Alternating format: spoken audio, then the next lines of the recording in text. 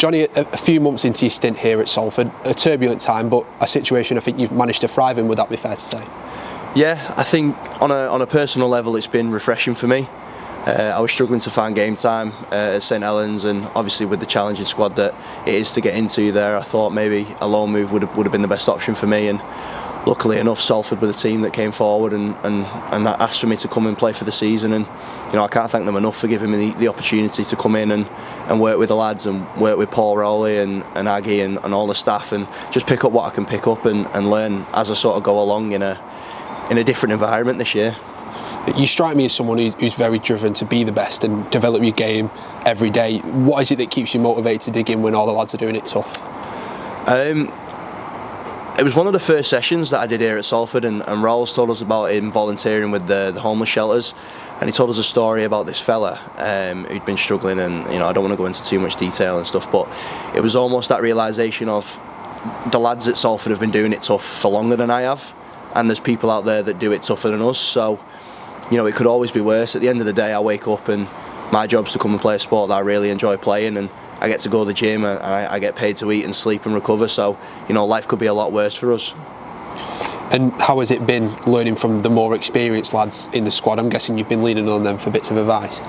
Yeah, definitely. I think from minute one, sort of, Ryan Brierley took me under his wing and showed me the ropes a bit. Jaden Nikarima, he's tricked me, to be fair. At first when I came in I thought he was dead nice, but he started actually telling me I'm doing things wrong now.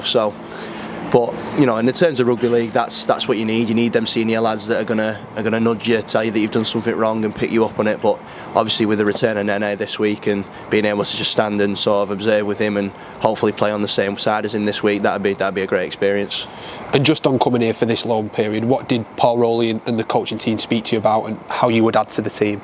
There wasn't really a set plan as to where I'd fit into the team. It was more of he brought me into his office and he said, look, you're here to write your own chapter. This is your story and you've got to go and write it. And you've got to be a part of the story for Salford, but at the end of the day it's about writing a chapter for yourself this season and go out there and do what you've been doing since you were young and try and pick up anything you can along the way and enjoy it was the main thing. And I'm guessing the main benefits have been regular game time.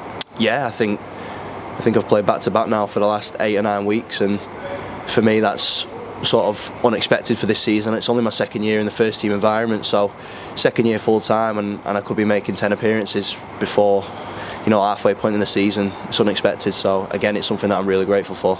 We've had a few bodies come back in the last few weeks. You mentioned Nene McDonald back this weekend. You boys must be excited by the Challenger cast this Sunday. Yeah, definitely. I think we're both two teams that are sort of struggling in Super League, both two teams that I think will look back on this year and sort of see it as a failure. I think everyone's been a bit sympathetic with Salford, sort of saying, it's glad that we're still alive and we're still going, but it doesn't change our mindset as a group. As a group, we see this season as a failure because, as rightly so, we've not won anything and we've not been testing for anything. But I think this week brings a different type of challenge. It's almost we need to get back off bottom, we need to go back up in the table, and we need to start winning games now. We've got bodies back, there's sort of less and less excuses for us to sort of fall back on. And just finally then, our supporters have always been the most vocal, but at times like this it's been extra special. What does that sort of backing mean to you and the boys?